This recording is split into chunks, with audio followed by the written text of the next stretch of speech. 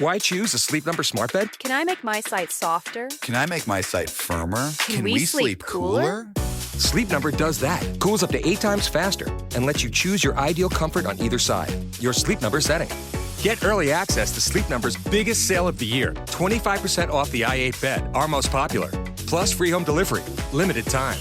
All Sleep Number smart beds offer temperature solutions for your best sleep. Check it out at a Sleep Number store or sleepnumber.com today.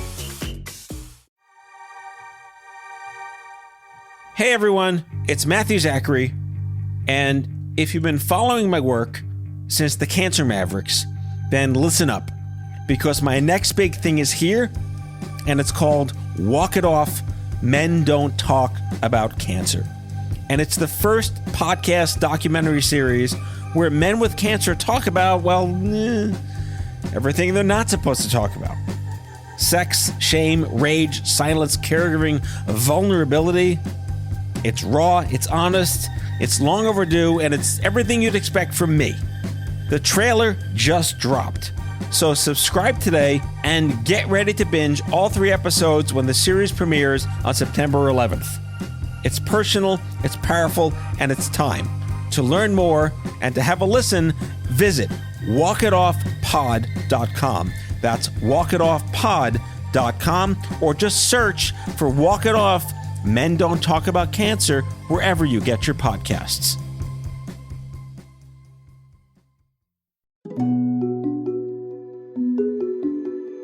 Hello friends, welcome back to the show. It's August, I'm on hiatus, but in case you missed it, you're not off the hook because I'm doing a feed swap with a documentary I really care about called Lead. How this story ends is up to us. Today is episode 2, Stop the Spiral.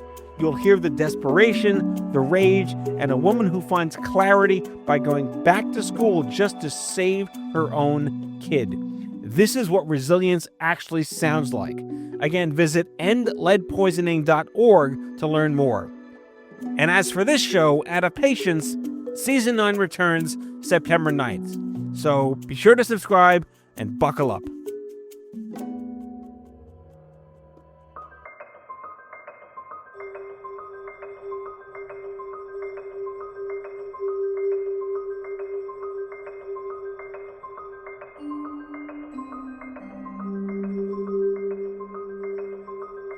Lead. How this story ends is up to us. A true story written by Shannon Burkett, directed by Alan Taylor, starring Merritt Wever, Alessandro Nivola, Cynthia Nixon, and me, Cooper Burkett.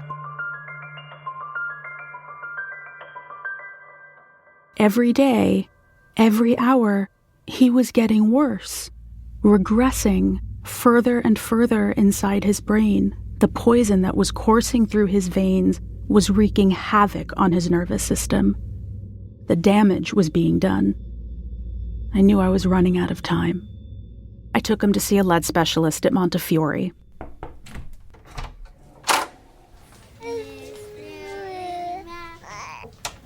12?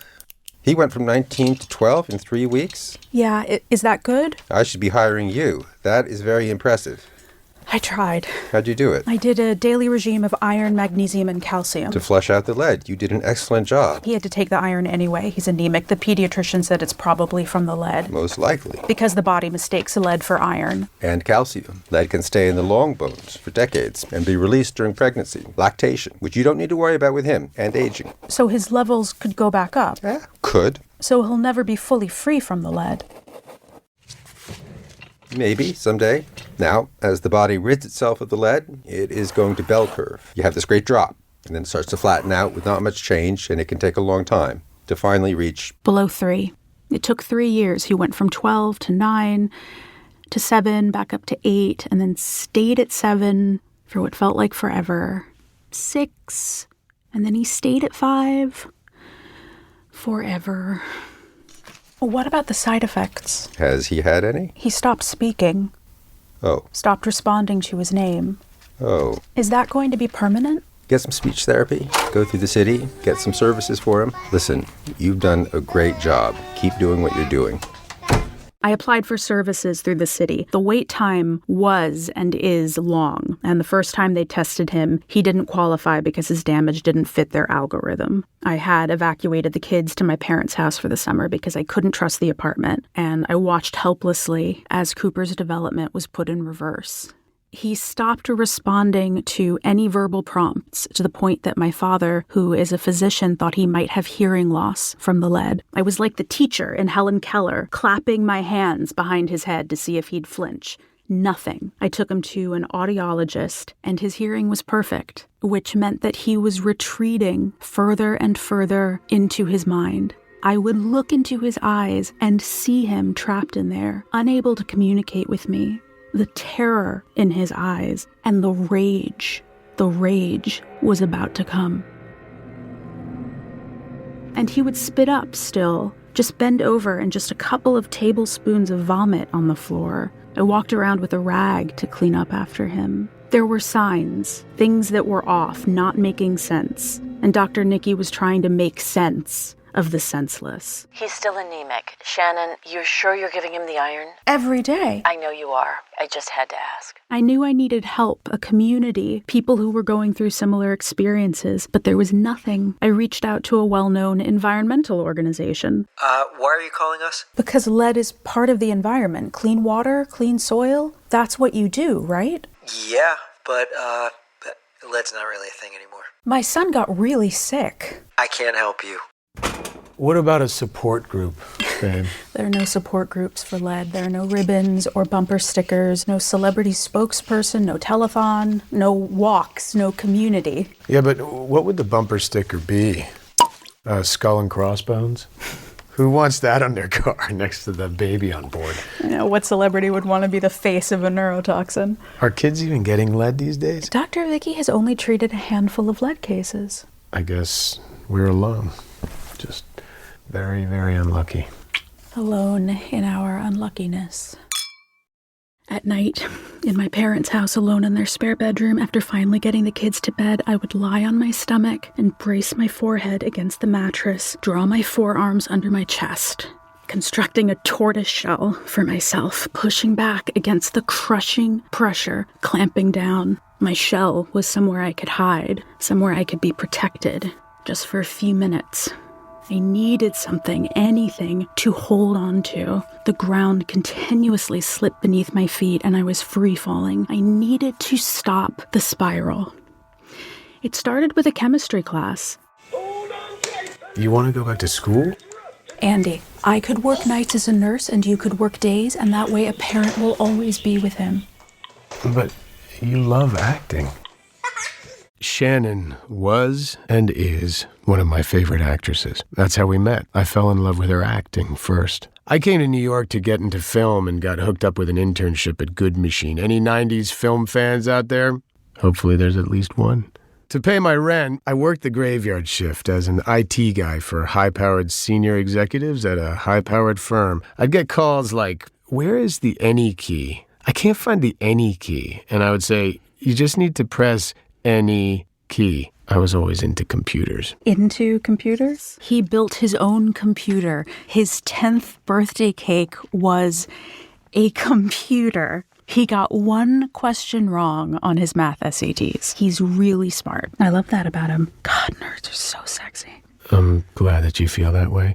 Can I finish our love story? Please do. So, one day, Good Machine gets a panic call from Hal Hartley's editing facility. That's another 90s reference for you. The industry was switching from cutting on actual film, like film strips, over to computers. The staff could not figure out what was going on with one of the computers and needed help. Good Machine sent me. When I get there, literally, all I had to do was plug something in, and they were like, "You're a genius. Come intern for us." That lasted 2 weeks. Sense and Sensibility was starting post, and they knew they needed me full-time, and so they hired me. I worked alongside other sound editors, paid my dues until I got the chance to supervise my very first feature film. Produced by Good Machine. The film was called Love God. It's not a porno, I swear. And there was this woman in it. I was just drawn into her performance. She was fearless. She jumped into that character with everything she had. Even though she played a mute, I almost called her in for ADR. Recording actors' voices for the movie. Just to meet her. Love God was accepted into Sundance, and Good Machine invited me to go out to Park City, probably to ensure that the movie sounded good in the theater. On the day of the flight, outside the gate, I was sitting on the floor of LaGuardia Airport, and this woman, this blonde, walks by, and I was like, how do I know her?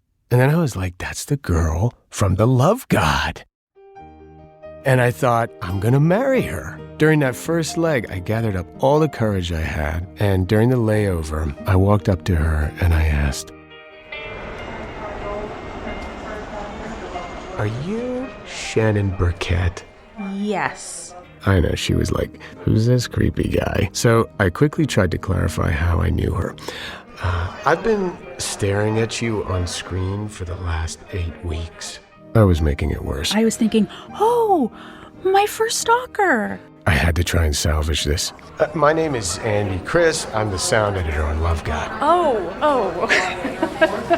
And we chatted nonstop until we had to sit in separate rows on the plane. We had a blast at Sundance together, and she was just so nice. My hands were cold at one point, and she gave me her gloves. I didn't tell her, as someone who grew up in Michigan, I can handle the cold. But I thought, if I go home with her gloves by accident, then I have a reason to call her when we get back to New York. And call her I did. And we went on what I thought was our first date, and that is when I found out she had a boyfriend. I patiently waited until they broke up, but it wasn't until she tried to fix me up with her friend that I finally had to tell her how I felt about her. And everything changed in that moment. I just fell for him. We were together for almost 2.5 years before we got pregnant with Alice. We were so young. The young parents trying to figure it out, trying to make it work. And while I know how much Shannon loves being a mom to our kids, I will always feel like I ruined her career. A man can have a baby and no one will question his commitment to his work, but a woman, the entertainment business is stuck in the 50s. But Shannon worked. Her first job was 6 weeks after she gave birth. But now, with Cooper being so sick, there would be no forgiveness for a mom with a sick child. These days, when I'm at work and I stare at that screen and I see another actress up there and not Shannon, I always wonder what she would have done with that role if I hadn't kept those gloves, if I was honest and gave them back. Maybe I would still get to see her up there, and she'd still be doing what she loves.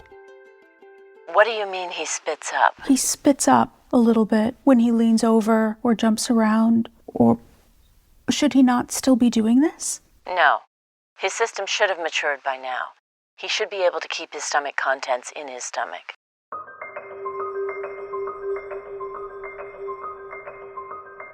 Lead was produced by Shannon Burkett, co-produced by Jenny Maguire, featuring Keith Nobbs and Frank Wood, casting by Elaine Aldafer and Lisa Donadio, music by Peter Sollett, sound design by Andy Chris, recording engineer Christopher Chavanis. For corresponding visuals and more information on how to protect children from lead exposure, please go to endleadpoisoning.org.